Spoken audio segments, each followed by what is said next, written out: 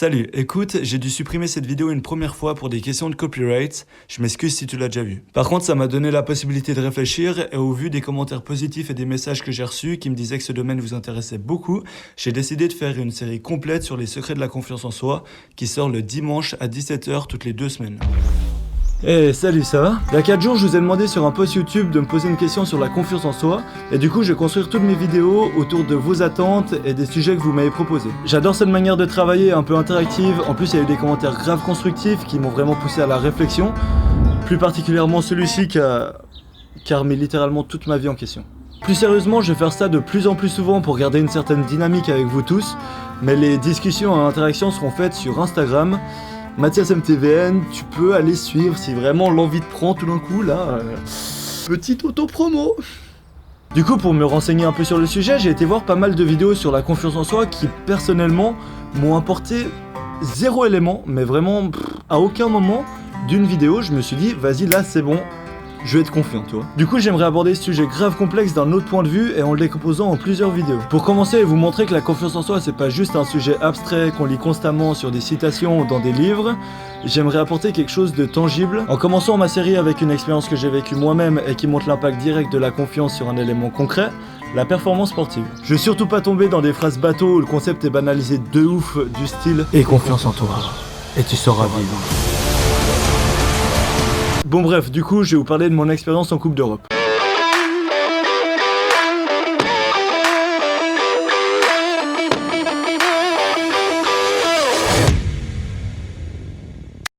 La confiance en soi dans le sport, je suis bien placé pour en parler vu que j'y fais face tous les jours dans une équipe professionnelle.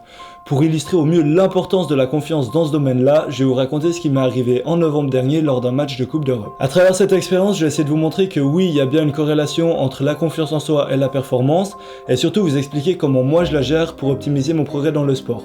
Et du coup, peut-être, éventuellement, sur un malentendu, vous inspirer. J'aimerais vraiment que chacun d'entre vous qui regardez cette vidéo en retire quelque chose, que c'est pas parce que l'exemple principal prend place dans une Coupe d'Europe en volley que tu peux pas l'appliquer si tu fais du piano, du water-polo ou peu importe. Du coup, je vais vous raconter comment, à un niveau professionnel, j'ai joué le match le plus pété de toute l'histoire, une semaine après avoir joué le meilleur match de ma vie. Je suis passé littéralement d'un de mes plus hauts niveaux à un de mes plus bas, à un match d'intervalle. Yes. C'est parti. 7 novembre 2018, premier tour de Coupe d'Europe, match aller et retour contre Lviv en 32e de finale. Dis-toi juste que l'équipe qui passait ce tour jouait en 16e de finale contre Trentino qui a fait champion du monde des clubs. Donc juste une des meilleures équipes au monde. On part donc pour 3 jours en Ukraine. Ouais, 3 jours ça fait beaucoup pour jouer un seul match. Je vous avoue la première fois ça m'a fait bizarre aussi, mais au final je vous rassure tout est normal. On arrive le mardi soir, on s'entraîne, on mange, on a une théorie, on dort. Mercredi entraînement le matin et on joue le soir. Il faut savoir que le deuxième oppo si jamais c'est le mec qui met tous les points, en gros tu lui lèves la balle et il tape. Le deuxième oppo était malade et du coup c'était moi, tant mieux, j'avais plus de chances de rentrer sur le terrain. Pour ceux qui savent pas, en fait je suis un peu dans une phase où une tequila et du sel avec peut-être. On perdait 2-0, le troisième set on commence grave mal, l'entraîneur m'avait déjà mis 3 feintes du style « Mathias viens tu vas jouer ». Oh oui putain je suis trop chaud. Attends en fait, reste sur la touche, t'es bien là-bas. Yes, nickel.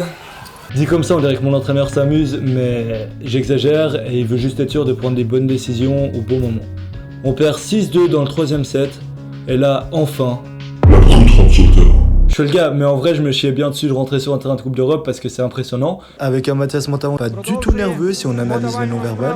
Mais d'un autre côté, j'avais quand même hâte d'avoir enfin l'opportunité de montrer ce que je savais faire. C'est donc avec ces deux sentiments paradoxaux en moi que je rentre sur le terrain, ce qui fait de moi un joueur assez neutre émotionnellement, pas en manque de confiance, mais pas serein de ouf non plus. De manière générale, faut pas oublier que la perception des risques et de la situation influence directement ta confiance.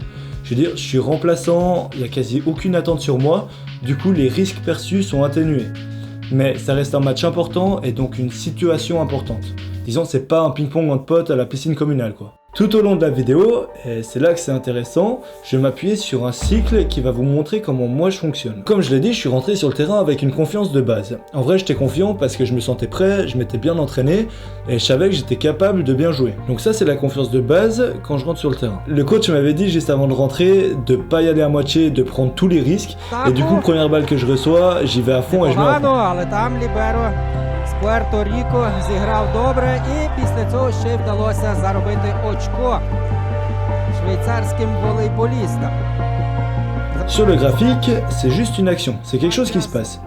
Ensuite, tu as une réponse émotionnelle instantanée à cette action qui sera influencée par l'action en elle-même, donc si c'est une bonne ou une mauvaise action, mais aussi de l'importance émotionnelle que tu attaches au résultat de l'action. Par exemple, si tu es quelqu'un de très perfectionniste ou de peu tolérant à la frustration, chaque échec sera interprété comme un scandale ou vraiment une grosse faute. Au contraire, dans mon cas, l'action était plutôt une réussite et le combo entre je fais une bonne entrée et je redonne un peu d'espoir à mon équipe a eu un impact positif sur mes émotions. Grâce à ça, j'étais serein, j'avais la tête claire et un meilleur accès à mes connaissances cognitives. Ce qui représente la troisième phase, la cognition, qui elle est aussi influencée par ma prise de conscience et l'interprétation des émotions. Pour ceux à qui le mot cognition ne parle pas, en fait c'est des connaissances comme la mémoire, l'intelligence, comment tu raisonnes dans le jeu, comme des traces imprimées dans le cerveau à force de répétition, donc d'entraînement, que tu vas aller chercher en compétition pour recréer un bon mouvement, etc. D'ailleurs, t'es pas obligé d'aller le chercher uniquement en compétition, tu vas aller chercher quand tu veux, aux entraînements, quand on a besoin en fait. D'où l'importance du mental pour accéder au mieux à ces ressources. À ce stade, si ta cognition est bonne, tu crois en tes capacités et tu vas booster ta confiance pour la suite. C'est un cercle vertueux. Aussi, les études ont montré que lorsque la confiance est élevée, les athlètes utilisent leur nervosité de manière positive et ressentent de l'excitation plutôt que de la peur. Au fur et à mesure que j'avançais dans le set, on avait déjà le cercle vertueux qui se répétait après chaque action et ma confiance qui variait en fonction de tous ces facteurs.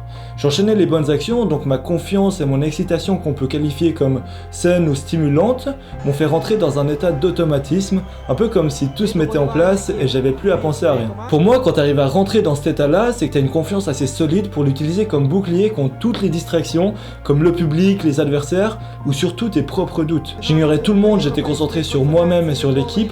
Bien sûr, j'étais conscient de la foule, mais pas distrait par celle-ci. À la fin, j'ai même presque pris un petit plaisir personnel à me faire siffler sur leur première balle de match quand j'ai servi au tie-break. Дуже сильно від Монтавона і 14-14. Спалах емоцій від швейцарців, вони досягнули того, що хотіли. У нас буде більше-менше. Bon, malgré le ace qui nous a fait égaliser, on a perdu 3-2 derrière.